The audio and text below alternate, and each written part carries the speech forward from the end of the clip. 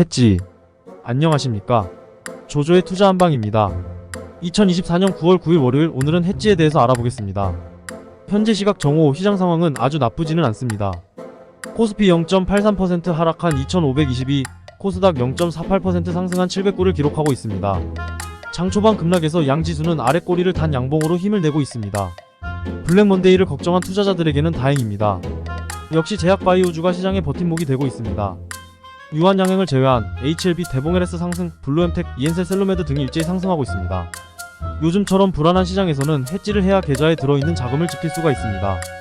계란을 한 바구니에 담지 말라는 의미는 포트폴리오를 구성할 때 안전자산과 위험자산을 적절하게 배분해야 한다는 것입니다.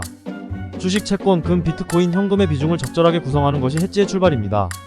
주식시장 내에서도 해지를 활용하여 위험을 줄일 수가 있습니다.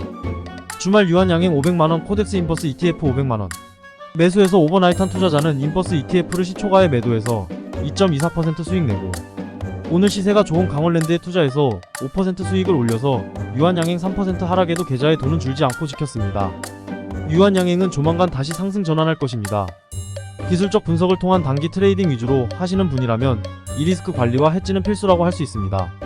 해지 해지란 울타리 방지책을 의미합니다. 해지는 투자에서 위험을 줄이기 위한 전략의 하나로 위험으로부터의 나의 자산을 보호하고 포트폴리오의 변동성을 줄일 수 있습니다. 쉽게 말해서 해지는 주식, 채권, 외환시장에서 가격 변동의 위험을 줄이는 투자 전략입니다. 인플레이션이 심할 때에는 인플레이션에 대한 해지 수단으로는 금, 원유, 원자재, 부동산 등이 있습니다.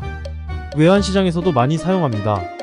가령 어회사가 미국에서 원재료를 대량으로 수입하면서 미국 달러에 대한 환율의 변동성을 걱정하고 있다면 미래 시점에 외화인 달러를 특정 가격에 구매할 것을 미리 약속하는 선물한, 거래 등을 통해서 환율이 급격하게 변동해서 발생하는 리스크를 해지할 수 있습니다. 주식시장에서 주가 하락으로 인한 손실을 줄이기 위해서 채권, 옵션, 선물, 인버스 등에 투자해서 해지합니다. 나스닥, 엔비디아 주식을 가지고 있는 분은 지수 반대를 추종하는 인버스 ETF SQQQ를 매수하는 방법입니다.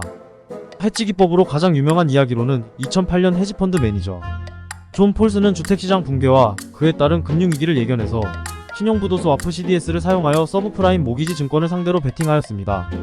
그의 해치펀드인 폴스넨코는 금융위기 동안 약 150억 달러를 벌어들였으며 이는 역사상 가장 수익성 높은 거래 하나로 기록되었고, 시장 하락을 예상한 해칭 전략의 묘수를 보여주었습니다.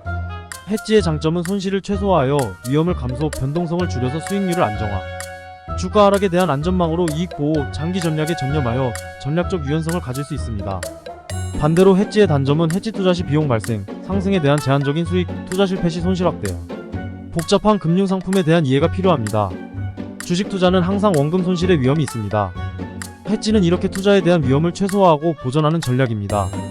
요즘처럼 주식시장이 방향을 못 잡고 급등락을 반복할 때는 해지가 필요한데 세심한 주의가 필요합니다.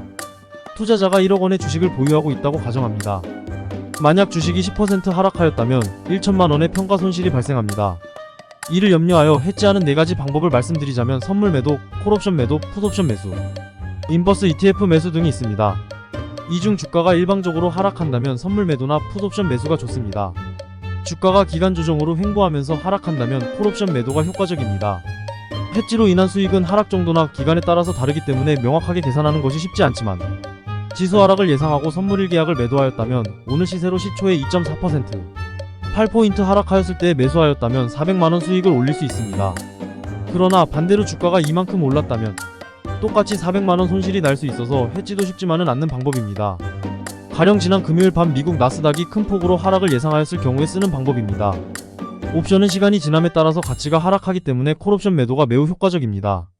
주로 외가격 콜옵션을 매도해서 만기일에 매수하는 것이 안전합니다. 풋옵션 매수는 오늘처럼 장 초반 주가가 많이 하락하였을 경우에 금요일 매수한 풋옵션은 큰 수익을 낼 수 있지만 시간가치 하락을 감안하여 매수 타이밍을 잘 잡아야 합니다. 선물 옵션은 상당한 금융 지식과 경험을 요구합니다. 반대로 이러한 지식 없이 투자자가 쉽게 접근할 수 있는 것이 ETF 매매입니다. 요즘 투자자들이 많이 하고 있습니다. 나스닥, 코스피를 추종하여 설계된 ETF 상품이 많이 있습니다.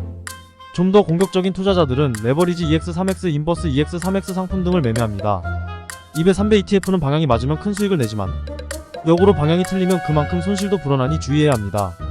저 조조는 KODX 인버스 ETF 매매합니다. LG전자를 500만원 매수하면 동해개비 ETF를 매수합니다.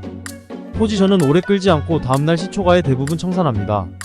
요즘처럼 미국 시장이 불안할 때는 주식을 전부 청산하여 오버나잇 하지 않는 방법과 인버스, ETF 매수로 해지하는 방법 중 하나를 선택하는 것이 좋습니다. 주식시장에서 수익을 내려면 공포를 극복해야 합니다.